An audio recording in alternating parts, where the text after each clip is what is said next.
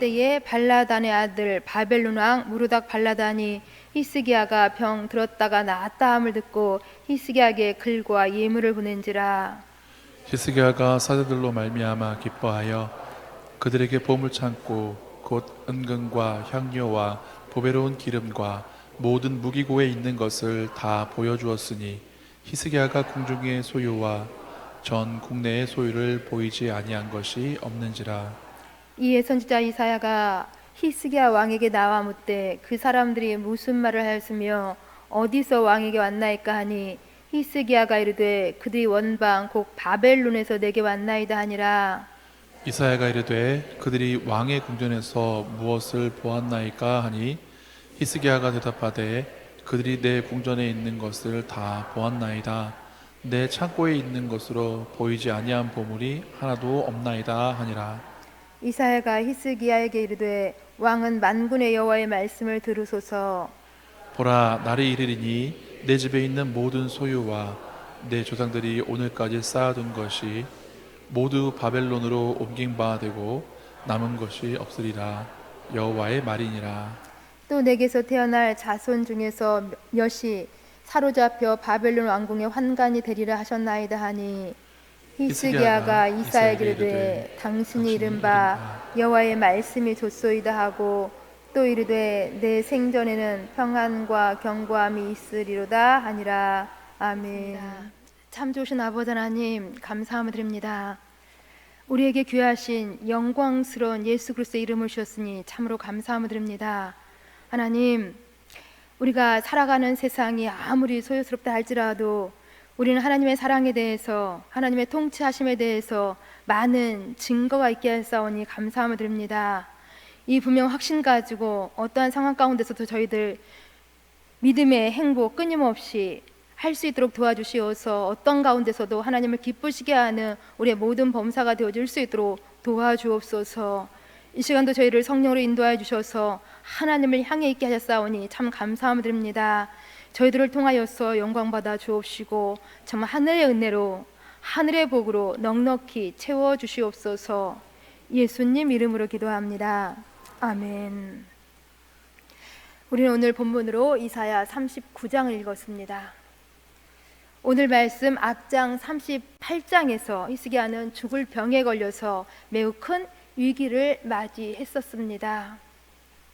그때 히스기야는 얼굴을 벽으로 향하고 하나님께 심히 눈물로 이제 통곡하면서 기도하였습니다. 그러자 우리 하나님께서는 히스기야에게 은혜를 베푸셔서 병에서 치료하여 주시고 또 15년이나 그의 생명을 연장시켜 주셨습니다. 이뿐 아니라 우리 하나님께서는 또 당시 이 히스기야 왕의 최고의 문제였던, 최고의 골칫거리였던 아수로부터도 유다 나라를 보호해 주시겠다고 약속해 주셨습니다. 그러자 히스기야는 하나님께서 베풀어 준 이 큰 은혜가 얼마나 감사했는지, 얼마나 기쁘고 좋았는지 하나님을 찬양하면서 자기 이제 남은 평생 하나님의 은혜를 잊지 않고 살겠다고 다짐하고 다짐했었습니다. 이러한 히스기야의 다짐이 이사야 38장 20절에서 나오고 있는데 이 말씀을 우리 함께 같이 읽습니다. 이사야 38장 20절. 여호와께서 나를 구원하시리니 우리가 종신토록 여호와의 전에서 수금으로 나의 노래를 노래하리로다. 아멘. 이처럼 히스기야는 종신토록 여호와의 전에서 노래하겠다 다짐하고 또 다짐했습니다. 그런데 오늘 본문 39장으로 넘어오시면 이 다짐이 온데간데 없어지고 히스기야가 너무나 쉽게 하나님의 은혜를 잊어버리고 실수하는 모습을 보게 되어집니다. 바로 오늘 본문이 그 내용이라는 것입니다. 히스기야가 병이 나았다라는 소식을 듣고 바벨론 왕 무르닥 발라단이 글과 또한 선물을 이제 챙겨서 사절단을 보냅니다. 이 사절단의 명분은 물론 히스기야 왕이 병에서 나았기에 회복을 축하하는 그러한 사절단이었습니다. 그런데 이 사절단의 실제적인 이유는 바벨론이 이 유다와 동맹을 견고히 하려는 정치적인 목적이 더 컸습니다. 그래서 바벨론 왕은 이 히스기야에게 이렇게 축하 메시지와 함께 예물을 많이 보냈던 것입니다. 그러면 이때에 히스기야가 어떻게 반응했어야 할까요? 이제 이 히스기야가 이 무르닥 발라다는 이 예물을 받아들고 어떻게 반응해야 했는지, 어떻게 반응했는지를 좀 함께 살펴보고자 합니다. 보면 2절 말씀을 보시면 히스기야가 크게 기뻐하고 있는 것을 볼 수가 있습니다. 당연히 이것은 기뻐할 일이지요. 왜냐하면 자신과 같은 약소국 왕을 강대국 왕이 예우해주고 또한 군사 동맹으로 삼아준다고 하니 큰 기쁨을 당연히 느낄 수밖에 없습니다. 그런데 여기서 히스기야가 한 가지 큰 실수를 하고 있습니다. 곧 바벨론의 사절단에게 보물창고의 은금과 향료와 기름과 또 무기고의 모든 무기들을 다 보여주고 여기서 그치지 아니하고 왕궁의 소유와 국내에 있는 모든 중요한 소유들을 하나도 남김없이 다 보여주었다라는 것입니다. 왜 히스기야가 이런 행동했을까요? 히스기야는 과시하고 싶었던 것입니다. 은근히 자신의 힘을 과시하고 자신이 가지고 있는 좋은 보물들을 과시하고 싶었던 것입니다. 그런데 이것은 결국은 국가 기밀을 적에게 다 보여주는 어처구니 없는 행동이 되고 말았습니다. 결코 히스기야는 이때 이러면 절대 안 되었던 것입니다. 히스기야는 사실 이때 이렇게 했어야 했습니다. 곧 이 바벨론의 사절단 앞에서 자신의 힘을 은근히 자랑할 것이 아니라 하나님께서, 여호와 하나님이 자신에게 베풀어 주신 그 하나님께서 하신 큰 일들을 그는 이때에 자랑했어야, 증거했어야 했던 것입니다. 즉 하나님께서 아수르의 대군을 어떻게 물리쳐 주셨는지, 또 자기의 병을 하나님께서 어떻게 낫게 해주셨는지, 이것을 증거하고 하나님을 찬양하고 하나님의 이름을 높였어야 했다라는 것입니다. 자신을 죽음에서 건져주신 하나님, 이 은혜를 증거했어야 했다라는 것입니다. 더 나아가서 해의 그림자를 10도나 뒤로 물려가게끔 하기까지 하나님께서 보이셨던 놀라운 하나님의 능력을 이때에 그는 증거했어야 했던 것입니다. 그런데 히스기야는 너무나도 빨리 이와 같은 하나님의 은혜를 잊어버렸습니다. 너무나도 빨리 그는 마음이 변질되었어 이렇게 배은망덕한 모습을 보이고 있는 것입니다. 왜 그렇습니까? 히스기야는 하나님의 은혜보다 바벨론 왕, 인간의 힘, 세상의 힘, 이것을 더 의지하려고 했던 것입니다. 이것이 하나님 앞에 죄가 되었던 것입니다. 물론 하나님을 모르는, 하나님이 없는 그러한 다른 민족이나 다른 국가는 이렇게 인간의 방법으로 처세를 할 수가 있습니다. 그런데 하나님의 백성 유다는 절대 그러면 안 되었던 것입니다. 왜냐하면 유다는 하나님의 백성으로서 하나님의 은혜 안에서 계속하여서 보호되고 육성되어야 할 민족이었기 때문인 것입니다. 그런데 히스기야는 너무나도 쉽게 이렇게 하나님의 약속보다는 바벨론의 힘을 의지하려고 했던 것입니다. 바로 이것이 하나님 앞에 죄가 되었다라는 것입니다.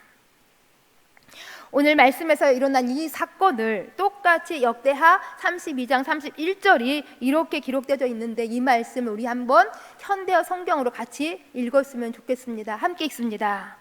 그런데 한 번은 바벨론의 지도자들이 히스기야에게 사신들을 보내어 그 땅에서 일어나는 이상한 표징에 대해서 물어보았습니다.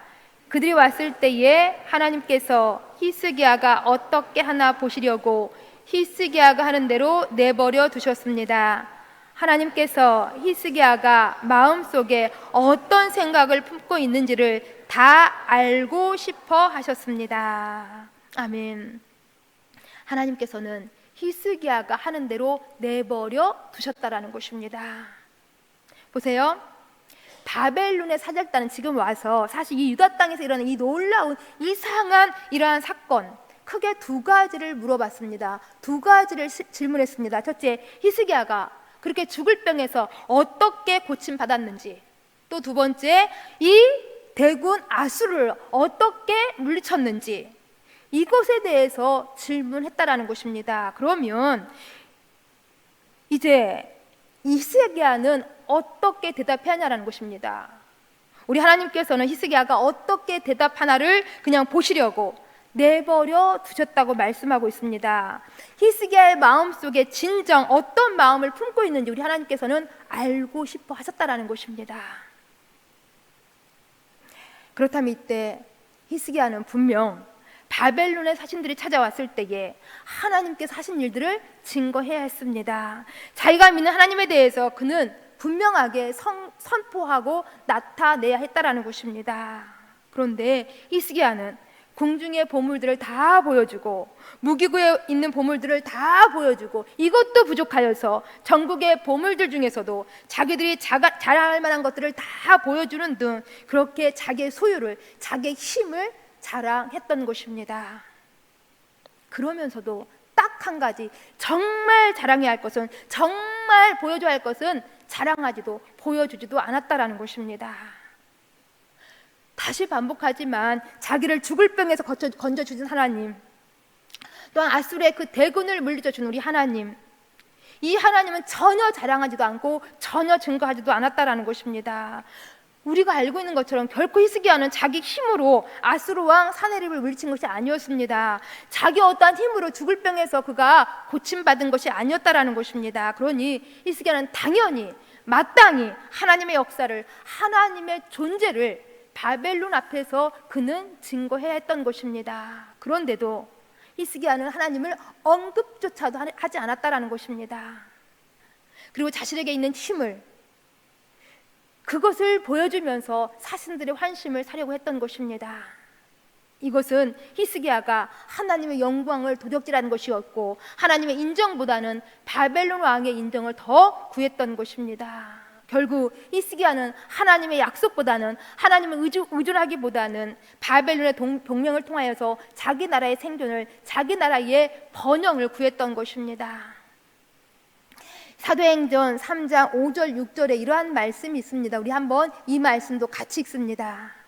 그가 그들에게서 무엇을 얻을까 하여 바라보거늘 베드로가 이르되 은과 금은 내게 없거니와 내게 있는 이것을 내게 주노니 나사렛 예수 그리스도의 이름으로 일어나 걸으라 하고. 아멘. 베드로는 은과 금이 없었습니다. 그러나 베드로는 예수 그리스도의 이름은 있었습니다. 예수 그리스도의 이름은 그 가운데 분명히 있었습니다. 그러기에 베드로는 이 예수 그리스도의 이름이면 충분히 넉넉하게 그 상대방의 필요를 채워줄 수 있을 거라고 믿었습니다. 그래서 그가 외쳤던 것입니다. 예수 그리스도의 이름으로 걸으라. 그 다음 우리는 어떻게 되었는지 잘 알고 있습니다. 그러기에 우리는 세상에 대해서 결코 은과 금이 없다는 것을 부끄러워하지 마시고 우리가 진정 보여줘야 할 것을 세상에 보여줘야 하는 것입니다. 곧 우리의 가장 큰 보배로 오신, 우리의 가장 큰 힘이신 예수 그리스도를 보여줘야 한다는 것입니다. 왜냐하면 예수 그리스도이면 충분하기 때문인 것입니다. 예수 그리스도이면 완전하기 때문인 것입니다. 우리 한번 바울을 기억해 보시기 바랍니다. 바울은 보통 세상 사람들이 너무나 가지고 싶어하는 그 많은 자랑할 만한 것들이 있었습니다. 그러나 바울이 예수님을 만나고 보니까 그동안 자신이 가지고 왔던, 그동안 자신이 최고라고 여겼던 그 모든 것들이 다 배설물처럼 여겨졌습니다. 왜냐하면 예수 그리스도를 아는 지식이 가장 고사하였기 때문인 것입니다. 그래서 그는 예수 그리스도와 십자가만을 자랑하기로 결단했던 것입니다. 그런데 지금 히스기야는 그렇게 바울이 배설물처럼 여겼던 것을 오히려 자기의 힘으로 알고 자랑하고 있는 것입니다. 이것이 바로 이 히스기야의 결말을 얼마나 어둡게 했는지, 그러게 우리는 다시 한번 정직하게 고백할 줄 알아야 하는 것입니다. 정말 나는 진정 자랑할 것이 있는데 바로 우리 주 예수 그리스도와 십자가라는 것입니다. 내게 최고의 자랑은 바로 예수 그리스도라는 것입니다. 보세요. 히스기야가 자기의 힘을 자랑하고 난 다음에 결국 그는 어떤 결과를 맞이하게 됩니까? 오늘 보면 우리 가운데 두 가지를 말씀하고 있습니다. 첫째는 6절 말씀 같이 읽습니다. 우리 본문 6절 말씀, 보라 날이 이르리니 내 집에 있는 모든 소유와 내 조상들이 오늘까지 쌓아둔 것이 모두 바벨론으로 옮긴 바 되고 남을 것이 없으리라. 여호와의 말이니라. 아멘. 우리 하나님께서는 히스기야가 자랑했던 그 모든 것들을 다 없애버리겠다고 말씀하십니다. 곧 히스기야가 바벨론 사절단에게 자랑했던 그 재물과 그 모든 것들을 하나님께서 바벨론으로 다 옮겨가시겠다고 말씀하신 것입니다. 이제 히스기야는 그동안 자신이 자랑했던 그 모든 것들을 다 빼앗기게 되었던 것입니다. 하나님이 이렇게 하신다라는 것입니다. 그 다음 두 번째, 어떤 결론이 일어나게 될 것인지 우리 한번 7절 말씀도 같이 읽습니다. 보면 7절, 또 내게서 태어날 자손 중에서 몇이 사로잡혀 바벨론 왕궁의 환관이 되리라 하셨나이다 하니. 아멘. 여기 보시면 재물만이 아니라 히스기야의 후손들 몇몇도 바벨론에 끌려가서 바벨론 왕궁의 환관이 되게 하시겠다고 말씀하십니다. 곧 여기 히스기야의 자손들에게 큰 핍박이 일어날 것을 말씀하신 것입니다. 너무너무 무서운 무시무시한 결과가 임할 것을 말씀하셨습니다. 어떻습니까? 우리는 여기서 꼭 기억해야 할 것이 있습니다.